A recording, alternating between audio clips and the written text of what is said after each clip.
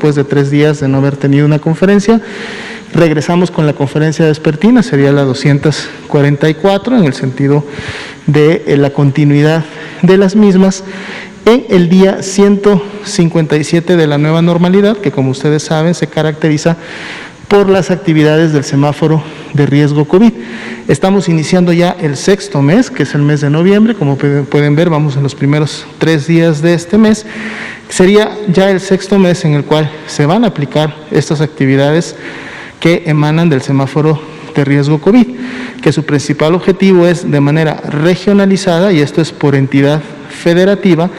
poder conducir las actividades que en su momento permitan la reactivación de ciertas funciones sociales en los espacios públicos abiertos y cerrados, y de esta manera poder regresar de manera paulatina, lógicamente, a poder llevar a cabo las diferentes acciones que en su momento la población realiza en el día a día, tanto en lo laboral como en lo social. Sin embargo, lo que hemos visto también en últimas semanas es que el mismo semáforo de riesgo COVID, que está precisamente midiendo de manera continua este riesgo, también alerta cuando una entidad, en vez de continuar con la disminución de su riesgo, lo empieza a incrementar, y entonces, por lo tanto, en vez de disminuir actividades, incrementar aforos o permitir una serie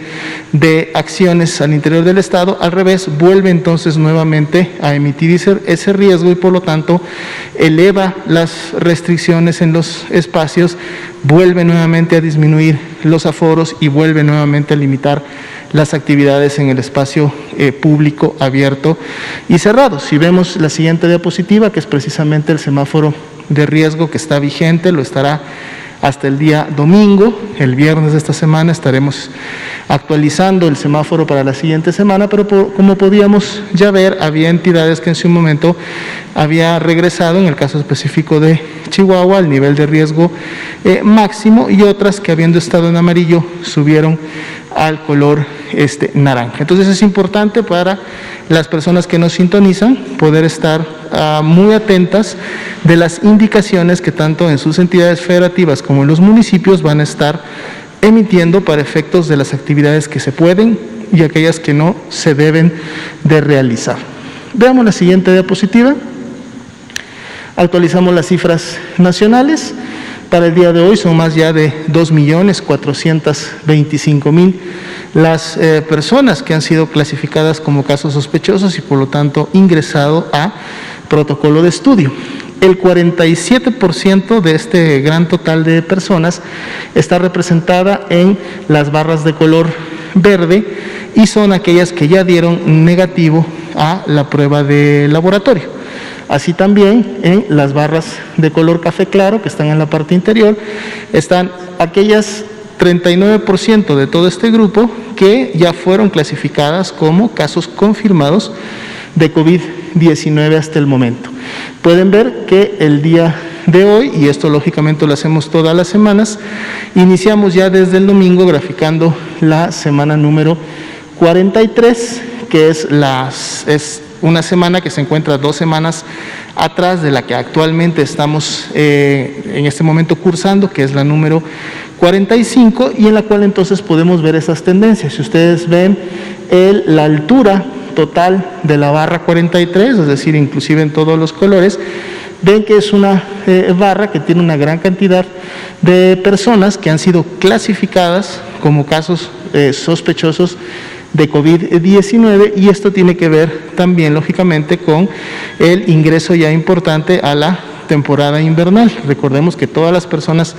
que pueden ser clasificadas como casos sospechosos de COVID es porque precisamente están presentando signos y síntomas compatibles con una infección respiratoria aguda, que puede ser leve o puede ser grave, y en su momento eso lógicamente detonará las actividades de la atención médica. Pero vemos ya un incremento importante, al menos en el total de personas que están presentando este síndrome respiratorio. Sin embargo, el porcentaje de positividad, que es uno de los indicadores al cual le damos seguimiento todos los días, inició la semana con una disminución en relación al cierre de la 42. La 42 cerró con un 42% de positividad y para el día de hoy la semana 43 tiene un porcentaje de positividad del 39%. Vamos a ver cómo este porcentaje se comporta de aquí al sábado, que es cuando sabemos cierra la posibilidad de movimientos en la semana, para ver si eso volvería a tener o no un incremento en relación a lo que hemos visto también en el comportamiento de la curva de color naranja. Veamos la siguiente diapositiva, donde presentamos los casos estimados, que es precisamente la curva azul.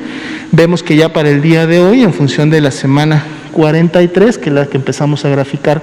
a partir del domingo, tenemos un incremento en el comportamiento entre la 42 y la 43 de más 1%, es decir, ya estamos para esta última semana graficada, ya estamos nuevamente en el comportamiento de una meseta. Aunque ese incremento, si podemos ver también, su ángulo y su tendencia es menor todavía a la que observábamos entre la 41 y la 42.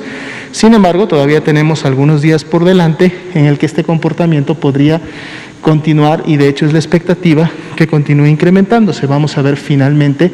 cómo cierra la tendencia y el comportamiento. Felizmente,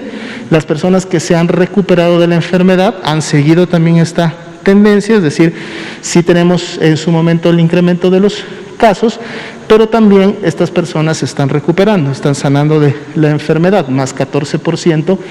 para la última semana y más de 693,000 las personas que hasta el momento ya se han recuperado de COVID-19. Veamos la siguiente gráfica, donde analizamos más a profundidad el comportamiento de la mortalidad, en este caso las personas que lamentablemente han fallecido a consecuencia de las complicaciones de COVID-19. Para el día de hoy veíamos en la primera diapositiva que suman ya 95,593 de ellas y están representadas precisamente en las barras de color azul. Sin embargo, hay grupos de personas que también han fallecido, en donde todavía no tenemos un resultado de laboratorio, pero para efectos de poder ver el comportamiento y la tendencia de la mortalidad, que está representada en la línea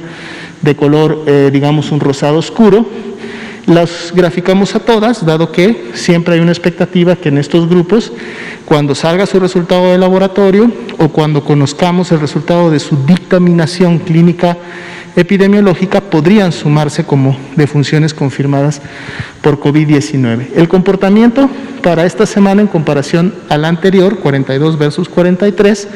es de un más 12%. Y para números cerrados representa que han ocurrido hasta el momento 300 defunciones más que lo que habían ocurrido en la semana 42, y esto es entonces también una tendencia que vemos con un ligero incremento que va acompañando, va de la mano a ese incremento que también ya veíamos en semanas previas en los casos estimados de la enfermedad. Aún así, todavía tenemos para la semana 43 una disminución de menos 49% en relación a las defunciones que en algún momento ocurrieron en una semana, que para efectos de la 28 fue la semana en la que más defunciones lamentablemente ocurrieron por COVID, que fueron 5,306, y de ahí la disminución de menos 49% cuando lo comparamos con la semana 43, en donde hasta el momento se han registrado 2,392 defunciones. Veamos la siguiente diapositiva. Bien, aquí tenemos el comportamiento de la hospitalización, en este caso la ocupación y la disponibilidad hospitalaria. Ya veíamos en días previos como el estado de Chihuahua, una de las características por las cuales había regresado el riesgo máximo es por el incremento importante en la transmisión y generación de casos. A su vez sabemos que cuando esto ocurre, los casos graves también se presentan y por lo tanto entonces se incrementa la hospitalización y por ende la ocupación hospitalaria. Aquí vemos precisamente cómo Chihuahua ha llegado hasta un 88% de su ocupación, dejando solamente un 12% de disponibilidad, por lo que se continúa trabajando arduamente entre todo el sector, el IMSS, el ISSSTE, la SEDENA, el INSABI, para poder seguir continuar reconvirtiendo y expandiendo esta capacidad hospitalaria para no llegar a un nivel de saturación mayor. Otros estados que también tienen importante ocupación son Durango con un 69%, Coahuila con un 67% y Nuevo León con un 61%, al menos por encima de ese 50%, que es lógicamente la mitad de las camas disponibles, aunque todavía en estos momentos están por debajo de ese nivel de seguridad que es 70%, sin embargo entre el 50 y el 70 ya detonan actividades de reconversión para en su momento no llegar a una saturación inminente. A nivel nacional, sin embargo, la ocupación en este caso es del 33%, dado que pueden ustedes ver que hay todavía muchas entidades que inclusive tienen más del 70% de disponibilidad. Entonces está ahorita en este momento focalizado a solo 4 o 5 estados el problema de la ocupación hospitalaria, como lo vemos también en la siguiente diapositiva, que es las camas con ventilador para los pacientes críticos. Tenemos también a Chihuahua con un 65%, aunque por lo menos aquí ya está por debajo de ese nivel de seguridad del 70%, y otras entidades que están arriba del 50% serían Aguascalientes, Nuevo León y Durango, en donde entonces hay que también estar teniendo mucha actividad de coordinación para evitar que en su momento se dé la saturación. La gran mayoría de entidades federativas sí tienen un 70% o más de disponibilidad de este tipo de camas, lo cual nos ratifica la focalización que existe del problema de la saturación de hospitales. Si vemos las siguientes diapositivas, vamos a presentar como son los lunes rápidamente el porcentaje de cambio semanal que vemos tanto de casos estimados como de defunciones como de hospitalizaciones. Para efecto de los casos acumulados, ese porcentaje de cambio semanal fue de 3.9%, ya veíamos la semana pasada un valor similar y que se había incrementado por encima del 1%, dado que en meses previos habíamos alcanzado el 0.8, el 0.7, lo cual lógicamente es congruente con los incrementos que hemos visto en las últimas semanas a nivel nacional. Si vemos la siguiente, vemos este porcentaje de cambio semanal, ahora para los casos hospitalizados, acumulados también. Aquí tuvimos un ligero descenso a nivel nacional, 2.0% para el cambio semanal, aunque como ya vimos en gráficos previos, vemos que algunas entidades sí están teniendo un problema importante en la ocupación. Si vemos la siguiente y última diapositiva,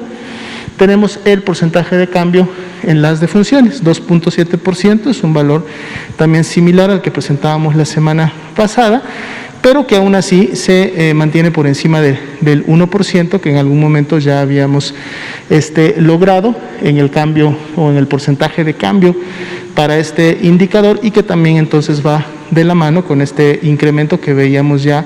en al menos 2 semanas continuas de la tendencia de las defunciones. Bien, entonces esta sería la información en relación a los escenarios nacionales que tenemos para el día de hoy.